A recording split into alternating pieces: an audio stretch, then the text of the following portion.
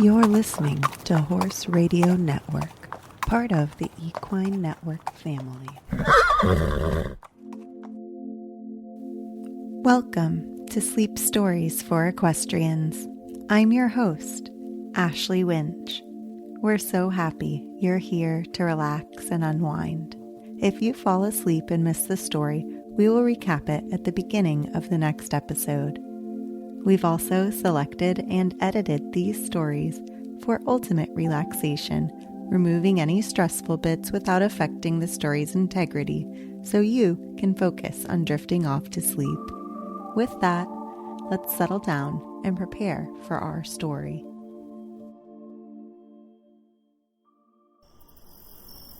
The gates are closed, the horses sleep, the day's work done, the chores complete. Now let us rest, our bodies and minds. Drift off to sleep and close your eyes. It's time for us to turn down for the night. Now let's breathe in, breathe out, and turn off the light. One more time. Breathe out, breathe in. Now, let us begin. In the last episode of Sleep Stories for Equestrians, we met the elf's friend, Folly. Now we will read the next chapter, The Birth of White Heather. Folly had not to take Master very far that day, and directly she was unharnessed and had a nice rub down when she went on with her story. When Mr. Jackson left me standing in the stable yard the morning I tried to run away, he did not trouble to give any orders about me, and for some hours no one took the least notice of me, and I was left with my harness on and the cart behind me for quite a long time. I had got very hot with my speedy run, and as soon as I began to feel a sensation of chilliness all over my body, although the day was very warm, at last the lad who had been sent to find old Thomas returned, and after taking him to his home, which was close to the villa, he turned his attention to me, but he did not do much beyond taking me out of the cart. No one brought me anything to either eat or drink until quite late at night, and by that time all hunger had left me, and I was aching in every limb, sore in body and mind. I got very little sleep, and when morning came, I was very ill. Mr. Jackson was told how unwell I was, and because he was afraid, he let a doctor come to see me, but he never came near me himself.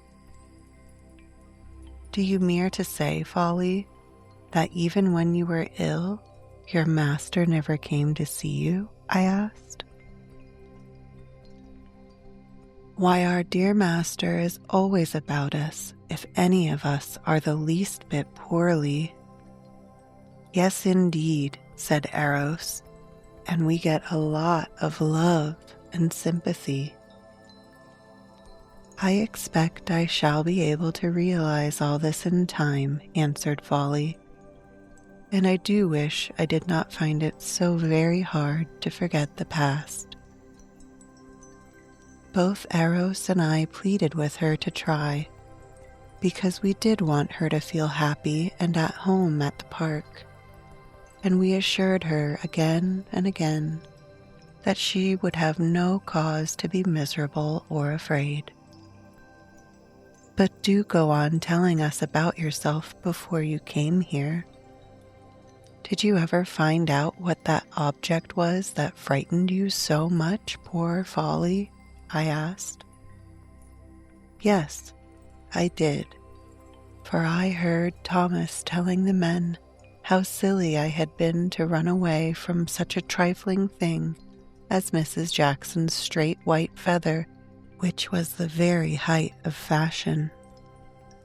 But how did it get on the road, Folly? Thomas said that Master was so angry because Mrs. Jackson would bob it into his face that he pulled it out of her bonnet and threw it away.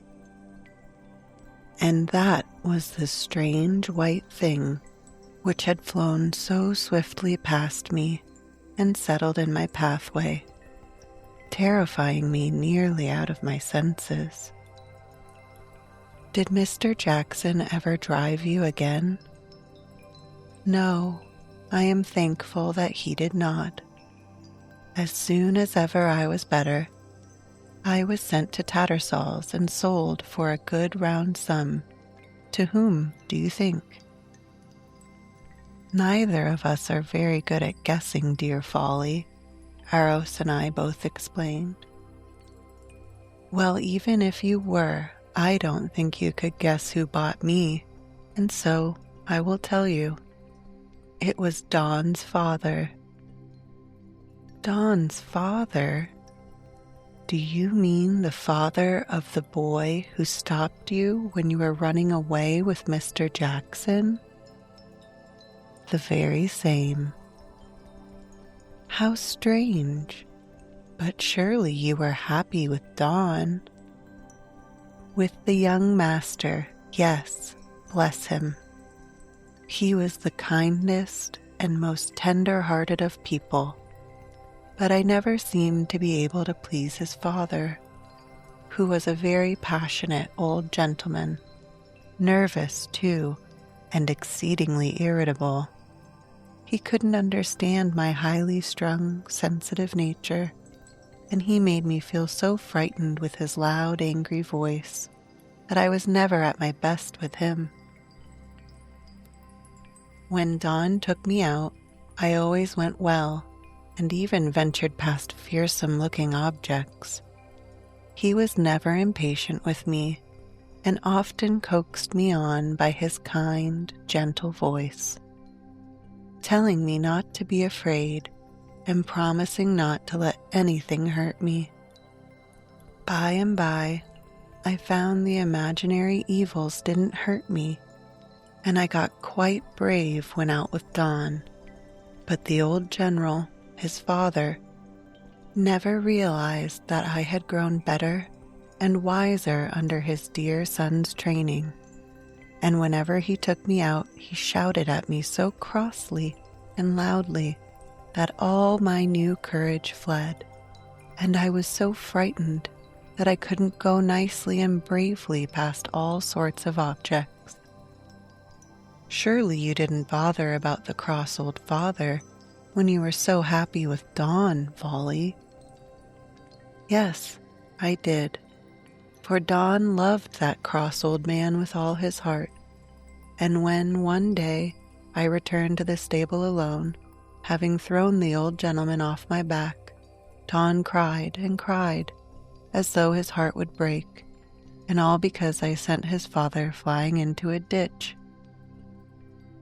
Couldn't Don see that you were scared and understand? If he did, he never said so, and soon afterwards he went away to college, and I never saw him again before Mr. Ingram bought me. Of course, I am really glad to be here, and I think I shall soon grow quite happy. I am happy now, when I can forget about Don's grief. But I did so hate being sent away when he was from home, because I may never see him again, and I did want him to know how much I loved him. I comforted Folly very much by telling her that perhaps after all she might see Don again, because Master has such lots of friends who come to see him. Time passed, and I really think Folly grew happy, and she lost her haughty ways with us, which made us like her better than we did at first. and it was a great joy to everyone at the park when she became the mother of a beautiful foal, which promised to be even a finer horse than Folly is herself, which is saying a great deal. The new foal had a big white patch on her forehead, and she was christened White Heather, and Ricketts said that she had a lucky name, and if her successes in afterlife at the numerous shows she visited were a confirmation of this, well, White Heather does mean luck, that's all I can say. And her little mistress Betty came to say so too. We all took the deepest interest in the beautiful new foal, and Folly grew keen about her training and was very particular about her child's manners and general behavior.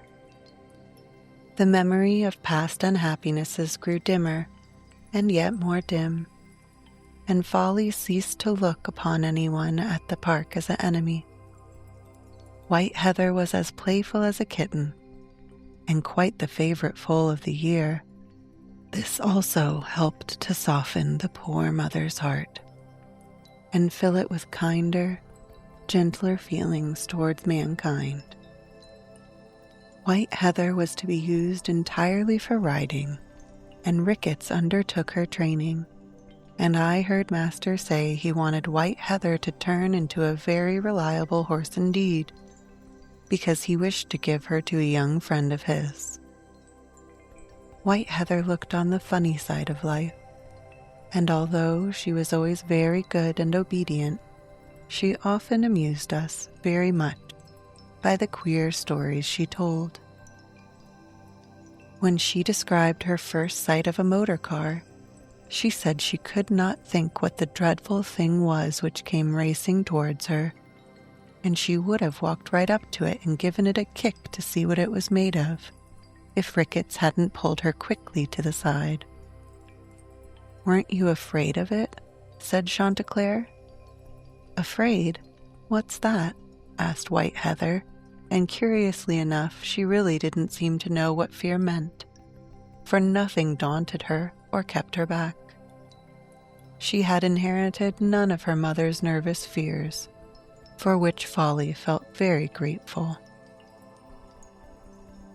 When White Heather was taken to a level crossing to see a train pass, she just started back a little when she saw the smoke from the engine, and then pricked her ears as if expectant of great things, and stood perfectly still, so that Ricketts said he had never seen her like, and we, remembering our own fears in the early days of our training, one and all admired White Heather's great pluck immensely. When she was old enough, a saddle was put on her back, and Ricketts put a queer black apron thing on himself, and sat sometimes on the side of Heather's back, and sometimes astride. I asked Mother why Ricketts wore the funny thing around his legs, and she told me that evidently a lady was to ride White Heather, and that Ricketts wore the apron so that White Heather might not be frightened when she felt the lady's skirt. I did not say so to Mother, because I thought she might think me rude, but I said to myself, it would take more than a skirt to frighten White Heather. My mother proved to be right about White Heather being intended for a lady to ride, for one day a little girl called Betty came to the park, and she was accompanied by the beautiful lady, whom she called Mother or Mummy. Master took them all over the stables, and before they went away, he presented Betty with White Heather and told her that she was to be her very own. Eros and I shall never forget the look of joy and glad surprise which lightened up the little girl's sweet face, or the sound of her sweet, soft voice as she thanked our dear master for his beautiful gift. Betty was all eagerness to try White Heather, and so impatient that she would not wait for a saddle. Catching hold of the reins Ricketts had hastily slipped on, the child mounted the horse with a spring, and she made a lovely picture as she flew fearlessly round and round the paddock sitting astride. Her fair hair flying in the wind, her pretty girlish face radiantly happy and aglow with the exercise she was so thoroughly enjoying. White Heather was certainly to be envied with her little mistress, and later on, when we heard that Betty was the same little girl who had pleaded so earnestly with Lady Durand that the dandy and Zarina might not have their tails hurt, we felt a double interest in her, and loved to think that from henceforth she was our dear White Heather's mistress, and we were able to comfort poor Folly, who at first sadly missed her child, by telling her what a humane home she had gone to, and what a kind, loving mistress we felt sure she would have in Betty, and a most kind friend in the Lady Betty, called Mother. Thank you for joining us on tonight's episode of Sleep Stories for Equestrians. Allow this calming music to carry you off to dreamland.